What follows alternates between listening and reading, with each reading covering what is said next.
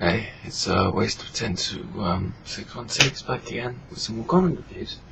Let's get started with Uncanny Xmen. Sorry, brain not working. 525, and it's the 10th part of the Second Coming storyline. Quite a cool cover there. This was an okay issue. It's written by Mac Fraction and art by Terry Dodson. It illustrated well. The artwork's, I don't think there's anything wrong with it. You know, it's good. It's good stuff. And the story is progressing nicely. The problem I have is the pace of it. I think it's slowing down a bit. The story does feel like it's being dragged out a little bit. I mean, don't get me wrong, it's a cool story, there's cool stuff going on. There's sort of shocks and surprises here and there, really big ones, really good ones.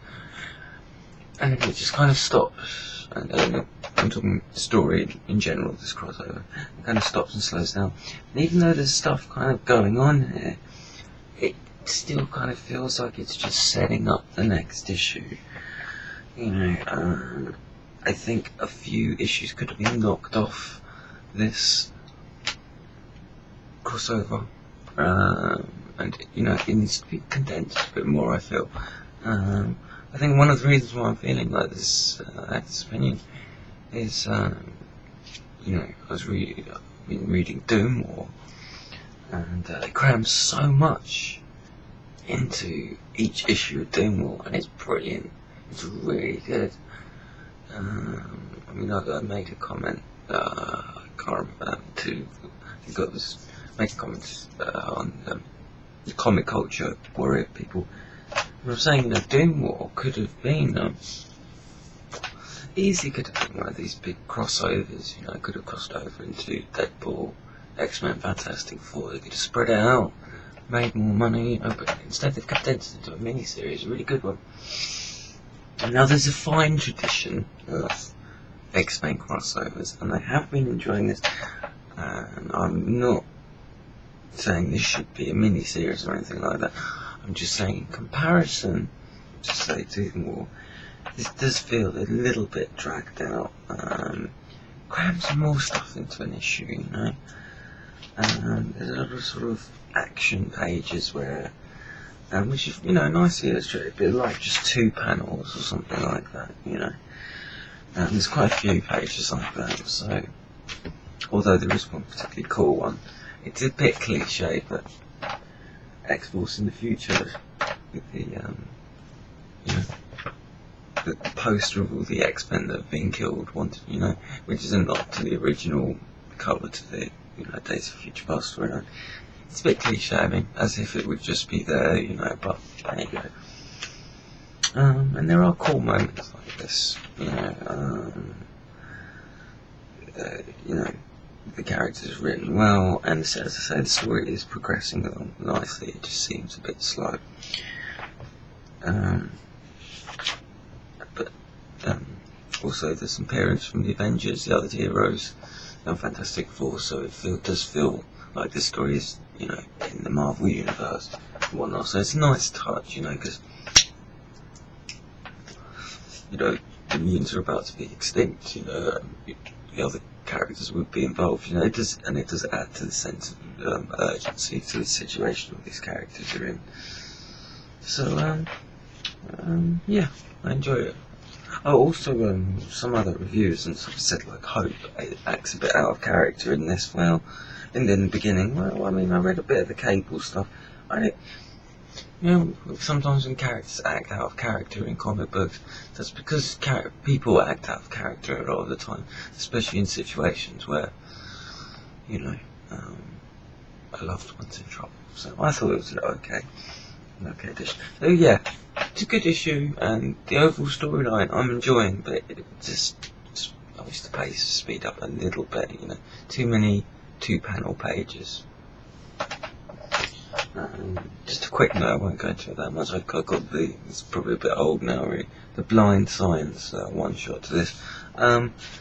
This was okay. It's not essential to the overall story, Didn't like the artwork that much, and it was written okay.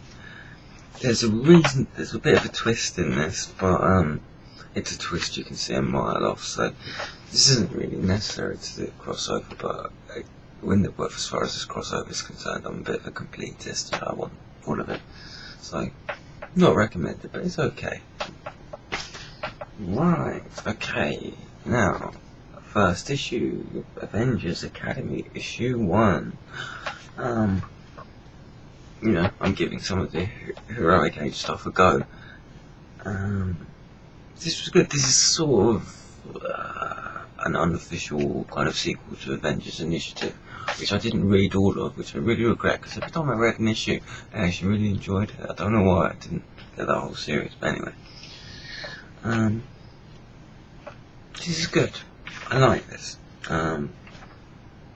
It introduces a new team. It's got quite a cool premise. It's these, an Avengers Academy, young superheroes, superhumans, being trained by former Avengers, and all of these characters they were tortured by Norman Osborn at one point, and that's one of the reasons why the Avengers are helping them out, this young group. Now, of course, there's a twist in it, which I didn't see coming. I thought it was quite cool. I don't want to spoil it. It's quite Thunderbolt-esque, that's all I'm going to say. And it's a nice twist. Now, is the whole series going to be able to be carried by this twist? I don't know. But there's other good things to this as well. The artworks look really nice, by the way. McCone, I think it's pronounced. And, McCone. And this Crystal Skage guy, he writes it really well. But, one of the things I liked about this is the choice of Avengers, teaching the team, Hank Pym, I really enjoyed him in Mighty Avengers, and he's really well in this. Speedball / Penance, nice to have him back. Quicksilver's in this, Tigra, Justice, and the reason why, which is kind of intertwined into the twist where all these characters are there, it works, it makes sense, and I like that, they're setting up something here, and all the pieces are kind of coming together, so, it's good, it's worth picking up, I say. Now, it is just an introduction issue, you haven't been sort of thrown into a storyline yet. It introduces the characters, sets up the this little twist, and then the premise of the book. So there could be more to it than the story.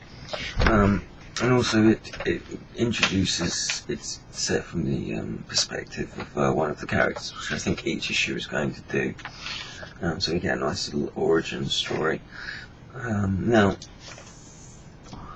I'd say some of these characters aren't that memorable, just by first appearances, but, it's first issue, so, I'll give it a go. But yeah, I enjoyed it.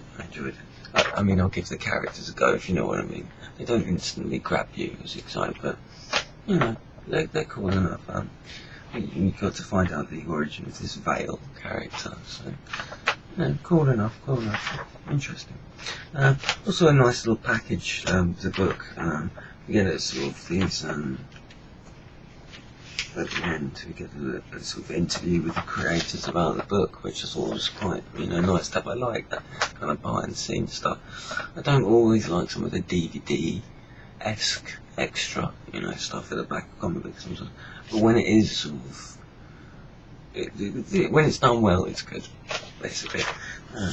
Also we get these little character profile things, not that necessarily, but a nice touch. So I recommend this. I'm on board for this. I'm going to give it a go. Anyway, I'll leave it there, guys, and I'll be back with another video later. Bye.